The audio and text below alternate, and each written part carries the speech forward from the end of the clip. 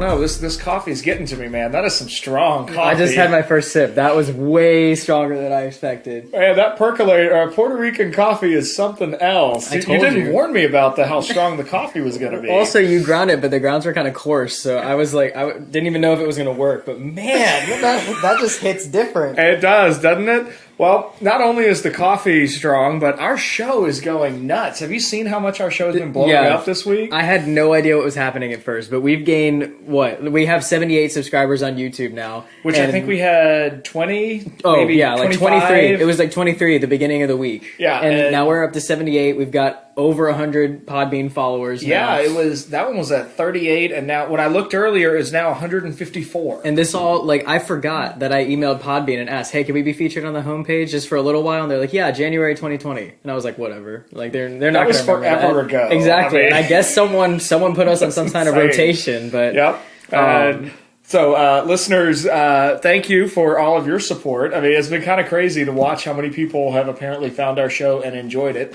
In fact, Ethan, it might be worth taking just a moment, and let's assume that some of the people listening to this will be new subscribers who haven't heard us before. Okay. So we call this show What's the Res? Explain the point of the title.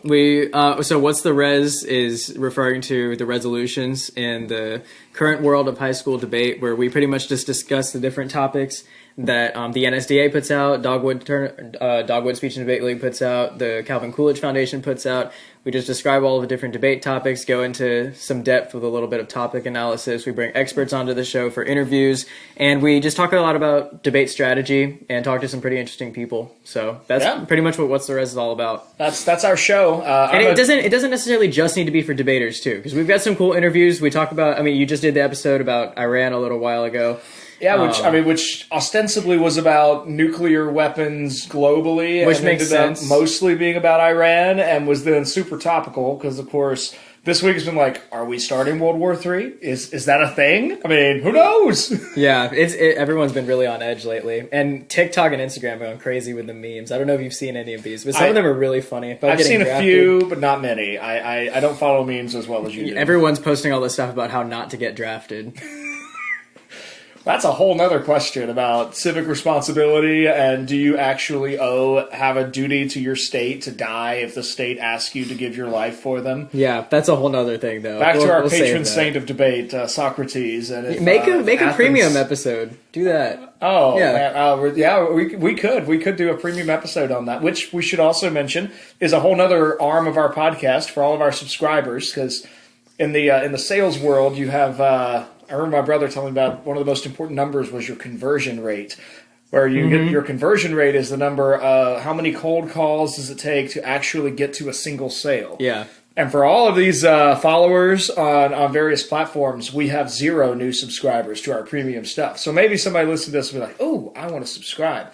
We release one premium debate episode per month, where we call them real debates by real people. We have a recorded debate, and our most recent one is on Resolved. The United States federal government should decriminalize marijuana. That'll be going out probably pretty close to when this episode drops. We'll try and release that the second week of January. Our December episode was on the resolution Resolve. People with PhDs ought to be called by the title doctor. We have a lot of fun with these debates. Got some good stuff, yeah. So, anyway, you can access those at our website. If you go to what'stheres.com, Ethan's got it all set up with a big banner. You click the banner, and it'll walk you through the next steps. We should probably also introduce ourselves. My name's Josh Herring. My name is Ethan Delves. This is the What's the Res podcast. Excellent. Cool. Let's get to... let's not forget, we do have some exciting debate tournaments coming up. Are you ready for Durham? Yep, no, but... yeah. No, well, you saw my cases. I wrote some cases before break. The holidays happened, and now I have exactly what I started with. So I'm going to be working on my Durham cases throughout the next week, the rest of this week. But what I'm really excited for is Harvard. Oh, it's going to be so good. Yeah, Durham... We're 5 weeks away. Durham was like the tournament of last year, and it went pretty well too, but besides Coolidge, obviously, because Coolidge is always a classic. But now that we have Harvard, like Durham is just going to be a warm-up this year.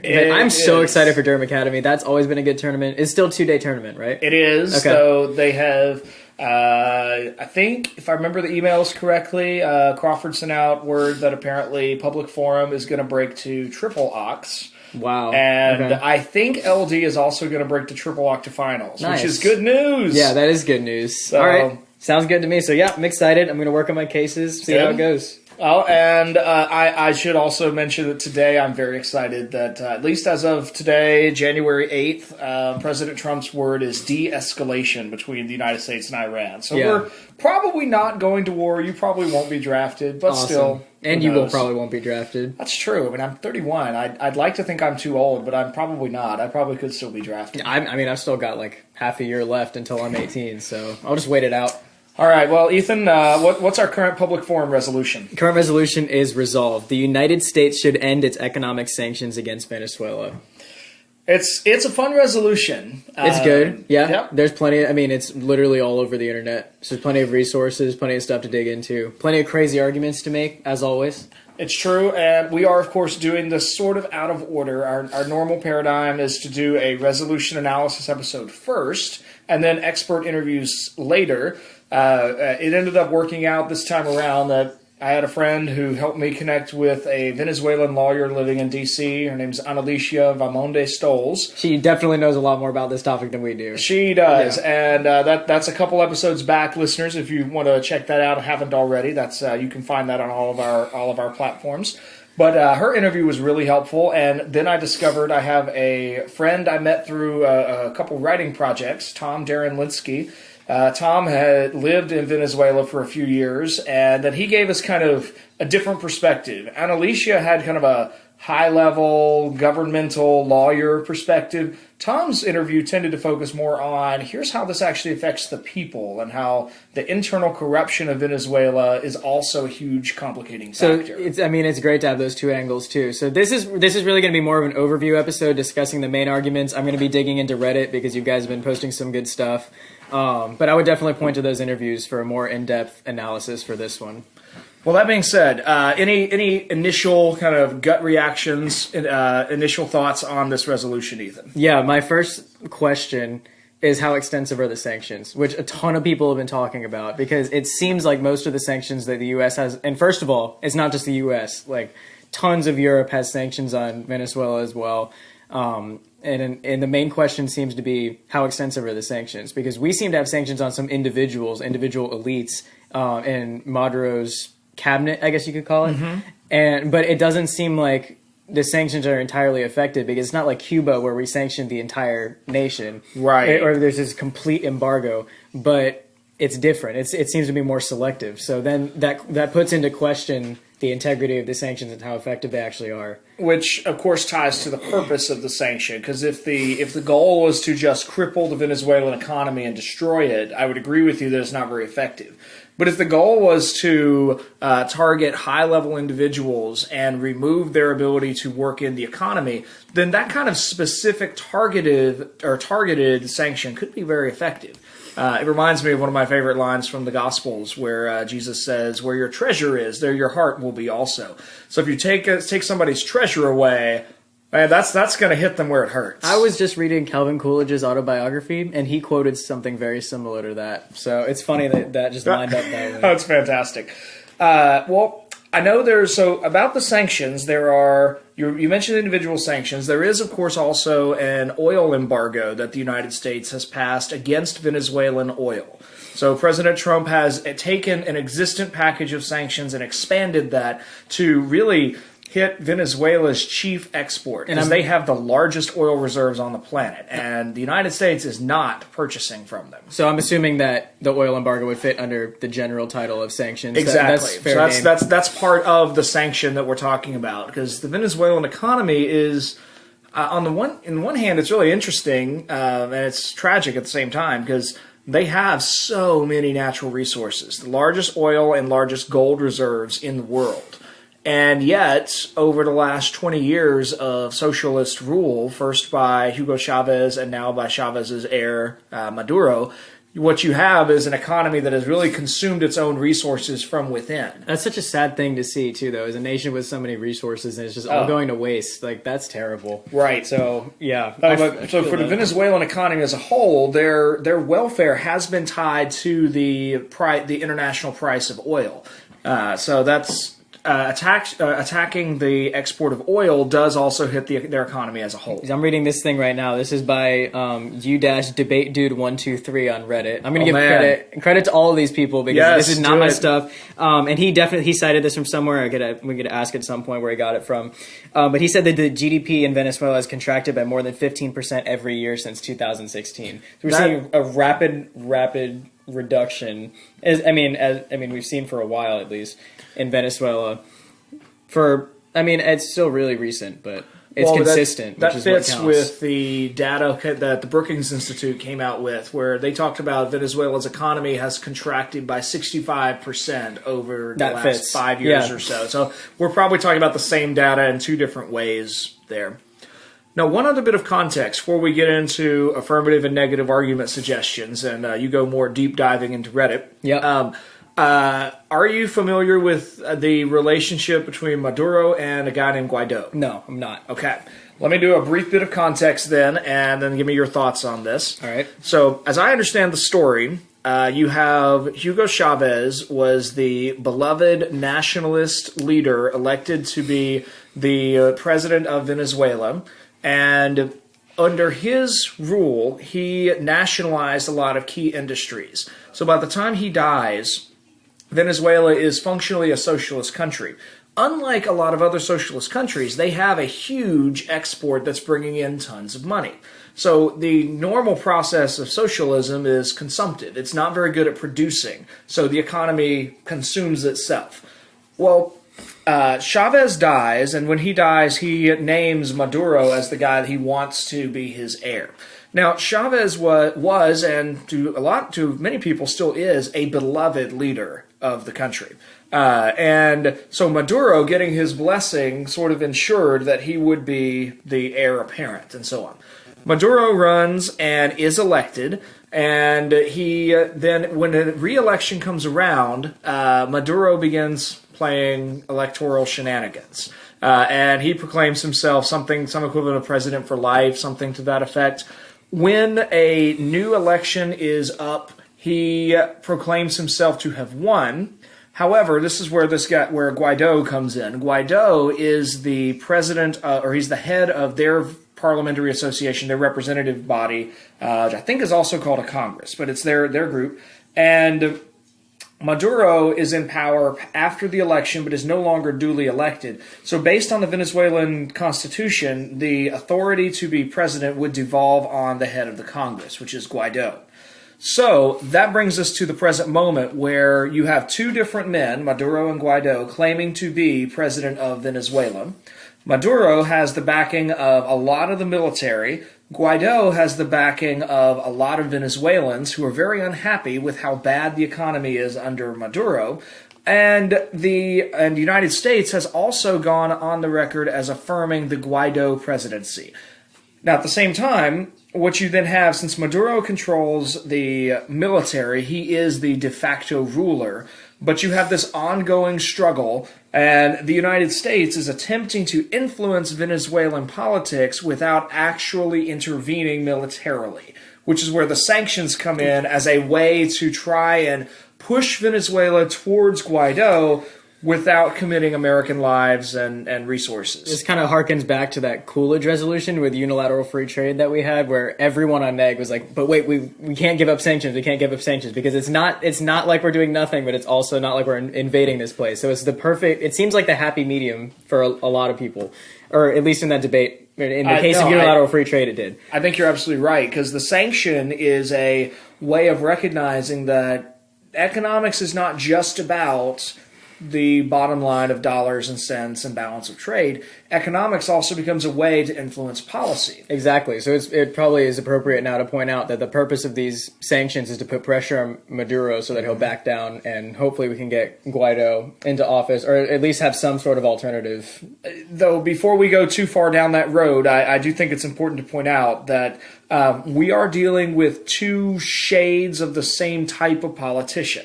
This is not an old Western where the good guy has on a white hat and the bad guy has on a black hat. Yeah. Maduro is a socialist, military dictator. We don't know if Guaido would be a military dictator. He is also very socialistic. So there is no kind of... This is not a case of like, if Guaido is in charge, everything will change. He might just be exactly like what has been going on. So it looks like that this resolution comes down to, are the sanctions effective or not effective? And if they are effective or if they're not, how do we analyze that effectiveness and make a choice? Which there seems to be a couple of different routes that people could take with this one. So, which is part of why I actually like this resolution. Usually the public forum ones put me off a little bit because they seem like... I'm actually just going to chalk that up to because I'm an LD debater.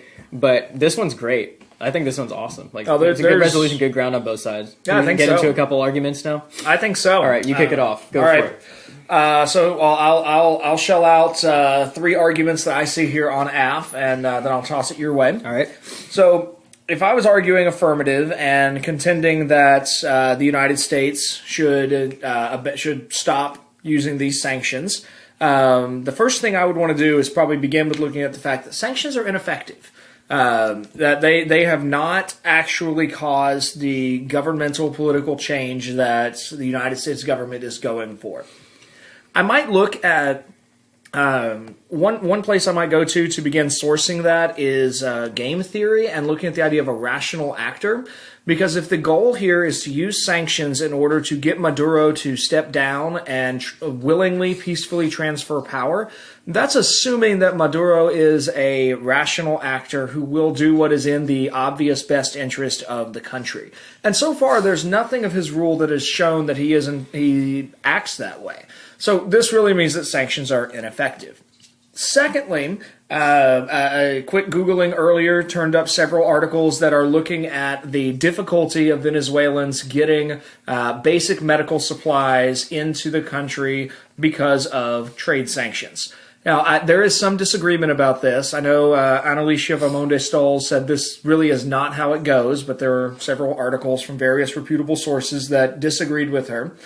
But I think there's a case to be made that sanctions are actually preventing people from getting what they need in order to live well. HIV positive folks are unable to access American-made medicines. You have people who are in need of kidney dialysis, unable to get updates to machines and so on. So you have access to because sanctions are preventing normal trade relations, it's harming quality of life, which if you then carry that into an access to healthcare as a basic human right, you could tee this into sanctions are actually harming human rights for Venezuelans. And it's appropriate to point out, I guess, at this point that this is mainly affecting the poor because we got those elites at the top who could obviously afford all of this stuff and at least find some way to get the medical attention or whatever it is that they need, which is a common argument that I've seen all over the internet too, is that the sanctions are only hurting the poor, and especially in these key areas like medicine that you were talking about. Right. Which, though, and that argument, though, is, of course, ignoring the fact that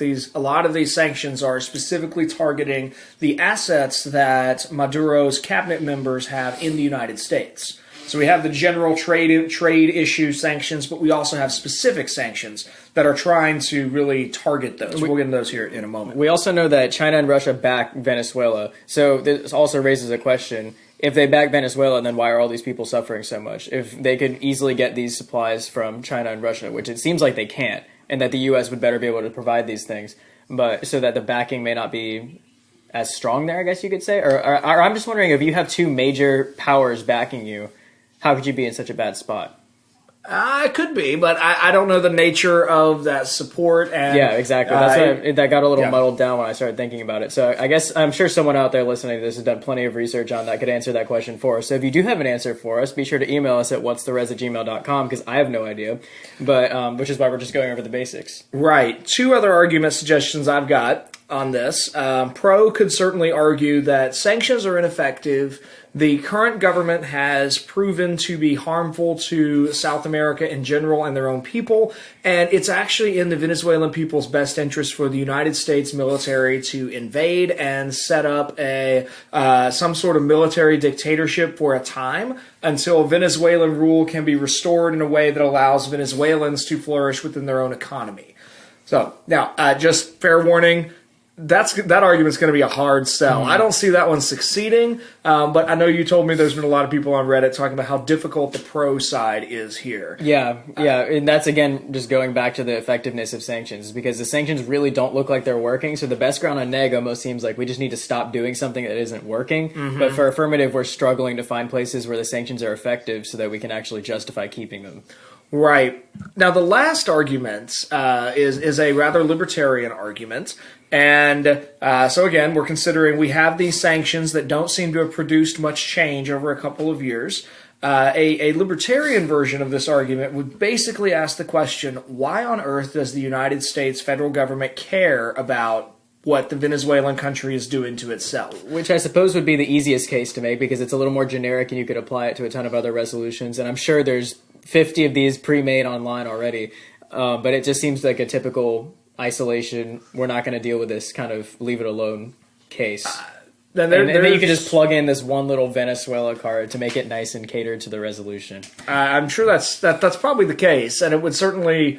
that too is going to be difficult to make that argument, but I think it could be rather effective. I've not heard many the debaters I've encountered. I have yet to encounter anybody in our circuit, at least, that is willing to make a staunchly isolationist libertarian case. Usually, people are kind of assuming international collaboration is the way to go. Let's get an international coalition.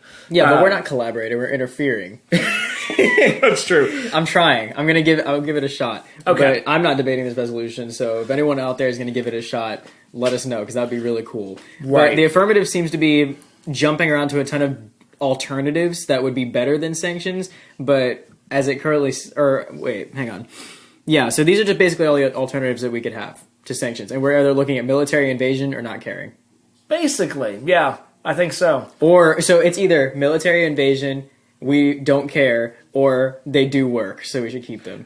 Those kind of are our options here. So I don't really see much more than that. Besides those offshoot cases that everyone comes up with. In both of the previous episodes I've done on this resolution, I asked my guest, what's your opinion on the resolution? And they did not see any reason to stop the sanctions. They thought actually sanctions were the best route, in part because, and I'm sure several of our listeners are familiar with this, but throughout the 1980s, the CIA infamously interfered in a variety of Latin and South American internal affairs. We are responsible for overturning various South American governments and assassinating multiple heads of state and so on. None of that ever works out well. It is not a good idea for the United States to get militarily involved in Venezuela. At the same time, it seems necessary to use our influence to positively shape Venezuela because you have millions of people who are suffering. I think I've told you about what I saw portrayed in one article rather jokingly as the Venezuelan diet. There's one group that just went into Venezuela to study the body mass index of the average Venezuelan. And across 2016 into 2017, the average Venezuelan dropped 20 pounds.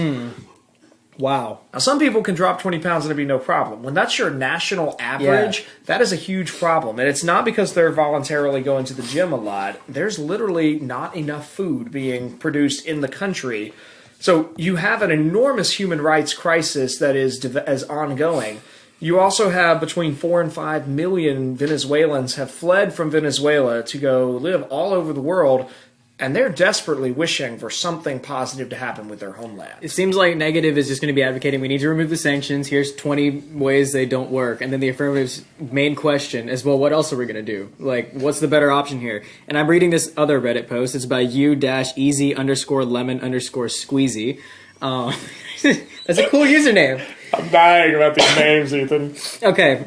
Easy Lemon Squeezy is asking that for the Venezuela topic, would the affirmative providing an alternative plan be considered an actual plan for the public forum case? And it seems like the general consensus of Cup Cuppa and Policy Forum 27, those two users, would say yes, that would be considered a plan. So you need to actually have it prepared in the format of a plan, where we're looking at, here's the alternative, justify the alternative. So it's looking a little policy-ish, but I think it's justified because this is a very policy-esque resolution. So if you're making an affirmative case, make sure you've got an alternative, because if you don't, you're in trouble. Point out that this is literally how public forum is slipping into policy. This is full send. Oh, what you're describing is, but public forum as a style of debate was literally started to get away from some of the demands that policy debate has. So, in terms of the debate theory and the style of public forum, I would encourage people to avoid plans. So here's my last tangent question, I guess you could call it, is where do you draw the line between advocating for an alternative thing and making a plan? Oh, that's hard. All right, we'll make another episode for it some other time. Well, I'm gonna toy with that for a second. All right, go ahead. Because the at least, I'm trying to think how the way I was taught in college was that a plan has a specific set of pieces that goes into it, where you have a plan text, you have a time frame, agency, and funding all worked out, and that it's specifically proposed as kind of it's based on the way a plan is presented in an active bill passed by Congress, because it's in policy debate, you're proposing and defending policy. Right. So, in public forum, I think I would draw that line really at the form of the argument. So if you stand up in a round and say, all right, Judge, based on the resolution, this is clearly a policy resolution, so I'm going to present you, here's my plan text, it will be enacted by the United States Congress, it goes into effect June 1st, 2020, funding by normal means. I'm going to draw a big X on my flow over that debater and be like, this is not policy, this is public forum. But if you stand up and say, all right, Judge, clearly what we have in the status quo is not effective. A much more effective route is to form a coalition to rescue this economy, and working through the Latin American Economic Salvation Forum or whatever. But the policy plan format encourages people to be more thorough with their alternative But they idea. have 8 minutes for every speech, and they have, 3 constructive speeches across an hour and a half something like format? that. I mean, public forum literally just does not structurally allow for that. So if you don't have the amount of time, and the only way to even get close is if you speak so fast, you have to disclose your case to your opponent and the judge. And that's just no longer really debate. I agree with that. I think most judges will be looking for something plan-ish. You would not be looking for anything like an actual plan. Not an actual plan, but I'm not opposed to a suggestion or to having something concrete to point to instead of the status quo. I'm with you on that. But in terms of a formal, structured, policy-style plan, I don't think that belongs in public forum. All right, we could leave that there. I think that's fine. All right, I walked us through what I have for AF. You want to tackle neg? I'll jump in as need be. We got a couple things for neg. The first one is that sanctions are the best non-military way to influence Venezuela, which, again, harkening back to the unilateral free trade thing, seems like sanctions are just our default thing that we do for when we don't want to use our military and invade somewhere. We don't want to just leave something alone. It's like, what are we really going to do besides put sanctions on someone? So, I mean, it just seems like a generic argument, but it works really well with the resolution. We also have that the Maduro government is unconstitutional, so it's unjustified. We need to put pressure on them, and then we can just get the other side, I guess, would just call into question how effective these actually are. So you would have to have a good case for why sanctions actually do something. Well, the unconstitutionality part there becomes important when we consider that the United States is doing this. And it is, since we are a constitutional government, it is in our interest to support the constitutional rule of other countries. So if we allow another country, or not allow, but if we encourage another country to be governed in violation of its own constitution, we're really rejecting the very framework of legitimacy that gives our government its foundation. But is ignoring it encouraging it? We're on neg. No, I'm just asking in general. Is ignoring I'm contending with this to try to strengthen the argument. And if you ignore it, you're at least tacitly endorsing it is the position I would take there. All right. If you have the ability to at least oppose it and you do nothing, there's some level of complicitness there. Okay. So then the third point we have on neg is that sanctions preserves Venezuelan resources for a better Venezuelan government, and sanctions are just basically a savings account. This is focusing primarily on those individual sanctions. I get this argument from Analicia Vaamonde-Stolz. She argued that there are millions of dollars worth of Venezuelan assets currently stored in United States investments and banks and properties. Those assets are currently frozen by the United States federal government under these individually targeted sanctions. Her perspective was that those assets are invested as they are because they have basically been stolen from the Venezuelan people. And if you have a new government that's in power, it's going to need capital to get an economy up and running again. And that these sanctions are making sure that those Venezuelan assets are not spent somehow. So that this becomes kind of, the United States has locked down these assets for a time. The Guaido government is in power, and the Trump administration says, we like the Guaido government. We release all those back, entrusted to the current government, not given back to their previous owners. And that government now has all these resources to sort of reboot the Venezuelan economy. I like AF a lot. You like AF? Yeah, but most people are saying that there's not ground on AF is what you're saying? You were saying that there's That's no what ground? you were telling me. No, I was asking you. Like when I walked in earlier before we started recording, you were saying that there's not that much ground on AF. I don't know. The sanctions are just ineffective. But what else do we do? Leave it alone? I mean... Not care? I don't want to say that. So you're embracing our this is literally like our cold, heartless libertarian argument 4. This is literally like a casual discussion of what the debates are going to look like at the tournament. I mean, they're ineffective, but what else? So this really comes down to these are ineffective, but what else are we going to do? I think so. So negative. Just find one case or like one sanction that's just so good that we can't get rid of it. What do you think? Like the lockdown thing. That makes sense. I mean, where we're locking down the assets and we can't let this money be spent or else. Oh wait, no. This is a good point. This is a good place to bring this up too. Is that? Oh, but I don't have the user's name. Someone was basically talking about the hot money thing that I was telling you about. Yeah. We were making the coffee, where removing sanctions from Venezuela could cause a ton of cash influx into Venezuela, so that it would cause global recession or something, or Venezuelan recession, and then just make that global recession. I'm gonna have to find the username for that, so I actually said that eventually. But I guess like it sounds like kind of a jump to me, but I guess it kind of makes sense where you have like massive, but again, we're not the only ones with sanctions on Venezuela. So it's not like there'd be a massive influx of resources because we've still got tons of Europe with sanctions on Venezuela and they're still backed by China and Russia. So I can't see this having so much of an effect if we lifted our sanctions, I guess. Which could be another argument really on neg that if we continue our sanctions, this is a place where we, the United States government, are playing ball with the international community, and we are standing with the generally agreed upon global powers that this government is bad. And so that might be a good argument on neg, on AF. If you really kind of embrace that isolationist tendency, then rejecting what the rest of the world is doing might also be kind of a strong point to say, no, just because the rest of the world is punishing Venezuela in this way doesn't mean we need to. But then someone's going to come back and ask, like, well, if we leave Venezuela alone, then China and Russia are going to gain a hold of it, and then they're going to have their power increased in the world. We need to maintain our hegemony. Like, yep, there's a classic response. I'm just going to list off a couple things that Debate Dude 123 hooked us up with on Reddit. He said that you Debate Dude 123. Have you ever used Reddit? No, I don't use Reddit. I mean, Reddit usernames get creative. Like I know this is where a lot of debaters hang out on the internet. I don't do Reddit. I draw the line at Instagram. I got into Instagram purely for podcast advertising, but I don't do Reddit. Debate Dude, I like the username. So if you're listening to this, cool username. Okay, anyways. He said that he's trying to prove the point. I'll just set it up like this. He says, sanctions would not take Maduro out of his position for many reasons. One, Venezuela's economy is already broken. So basically, I guess the implication there is that lifting sanctions won't do anything. The embargo leaves some cash flows untouched, which I think is one of the strongest arguments on that side. The poor would be hurt the most, not the regime.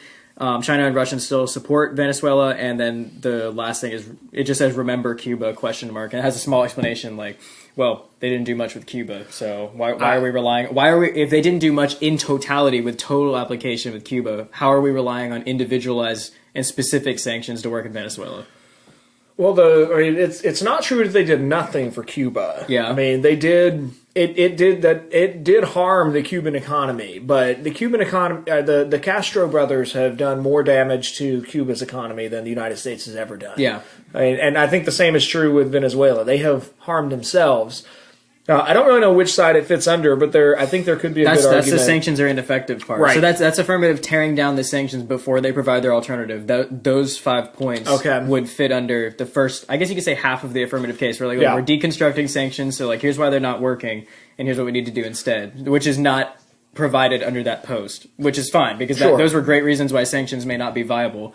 It's just the alternatives that people seem to be really agitated over what we're going to do for an alternative. And honestly, probably back under AF, one more AF argument that might be looking at, this is kind of more on probably under the why is this our problem, or why do we care as the United States, but it's the idea that whatever solution comes for Venezuela needs to come from within Venezuela.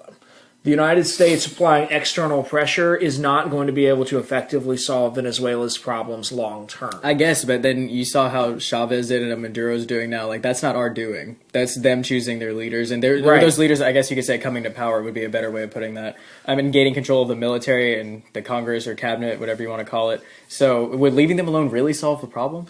It just looks at the fact that an effective solution has got to come from within Venezuela rather than outside. Because an outside solution is ultimately only going to be oppressive to the national identity of Venezuela. For Venezuela, their own national identity, they need to solve their own problems. In the same way that now this is to take this back down to a proverb level. I'm sure you've heard the old saying: if you teach a man to fish, if you give a man a fish, you feed him for a day. Okay. Teach a man to fish, you feed him for a lifetime. If the guy is able to fish and solve his own need for resources, he's self-sufficient. To use some of our Thales outcome language, he's much more self-reliant. You could just say Trump is teaching them how to fish because he's putting sanctions on them. So hey, now they got to provide for maybe, themselves. but you're going more the reductio ad absurdum direction with this. I'm just suggesting if we're fishing for all kinds of random arguments, we might also consider constructing a case around the fact that for Venezuela to be a healthy, strong country in terms of its national economy, in terms of the Venezuelan people being able to flourish long-term, then Venezuela has to solve its own issues. If the United States comes in and does the whole, we're America, we save you kind of thing, not only does that obligate the United States to being there in perpetuity, it also prevents the Venezuelan people from taking care of their own country in perpetuity. So the sanctions is not us kind of reaching in and trying to fix Venezuela's problems. It's just kind of us working on the periphery and saying, until you get this fixed to a way that is satisfactory to our way of life and way of thinking, we're not doing business with you. But if we were to go past that, it really becomes a matter of interference and really getting into another country's business that is not America's business. So really what Neg is hoping for is some kind of evidence that sanctions are going to put enough pressure on Maduro to put him out of power. But and unfortunately, when I've Googled this, pretty much all the articles are titled "Why the Sanctions Won't Put Maduro Out of Power." So I'm sorry, Neg. But is again and if not Maduro out of power, it certainly could put perhaps enough pressure on Maduro's supporters that they stop supporting him. Because a dictator is only as powerful as the people who support him. Especially if it's their assets that are frozen in the United States, so they can't get access to their money. Which puts into question, why are they elites if all of their money's gone? But I'm assuming it's not all their money. It's just no expertise there for me. No expertise there for I don't know. We have to ask people. We need an interview for that. That's not us. So that's probably about all I have on this particular topic. Any other thoughts on Venezuela? I was about to say let's get to values, but then I realized that it's public forum. It's public forum, so sad. No, we're leaving this without a discussion. Though, as always, I mean we've kind of hashed around or gone around values about nationalism and leadership. And values are always present. It's just like whether or not you're going to make it part of the debate, but they're there. Right. It depends on just what course you go with the case. So I guess the way that I see it is that affirmative just needs to talk about why sanctions are ineffective and all of the negative effects or if you say they're ineffective, you can't really I guess you're saying they're ineffective in their intended purpose. We talked about that earlier, so I was phrasing that confusingly. But affirmative is basically trying to prove that sanctions are ineffective in their intended purpose, and they have all of these negative consequences. They're hurting the poor, everything that Debate Dude 123 talked about on his post. So then here's a viable alternative. For negative, it sounds like the best point of attack would be on that viable alternative, and just to have tons of blocks ready for that, which is totally up to you guys, because I've never actually made a block before, so I'm not really sure how that works. And I plan to interview for that, and maybe even get someone on the show teach me how to make a block. That would be really awesome.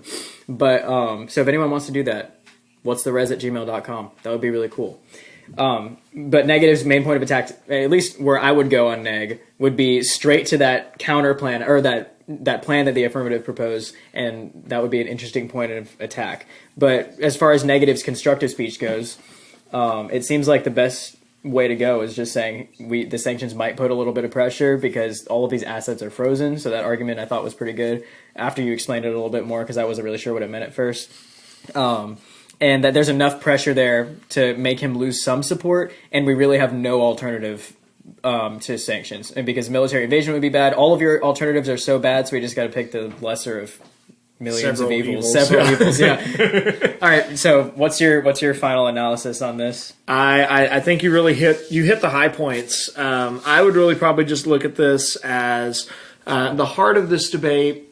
Let me get back to the resolution, make sure I get the wording right. So if we're thinking about the United States should end its economic sanctions against Venezuela, analysis needs to focus on the purpose for those sanctions. Right. So AF needs to, I would want to see arguments that are really geared towards, for whatever reason you believe the sanctions were put in place, it's not working. So we should not continue a failed effort. I can just imagine a strong case, like starting out with some kind of proposal that Trump made with the sanctions, or the sanctions began in 2016, like from back then, like here's why we're putting sanctions on Venezuela, and just have that quote there, and then all of the ways that hasn't worked. That would be such a cool, wholesome case. It could be. It certainly could be. And then on neg, I agree with you. I think neg's case needs to just really go all in on the fact that this is the most effective way that has the least commitment from the United States. Because we are overextended militarily, we are overextended financially.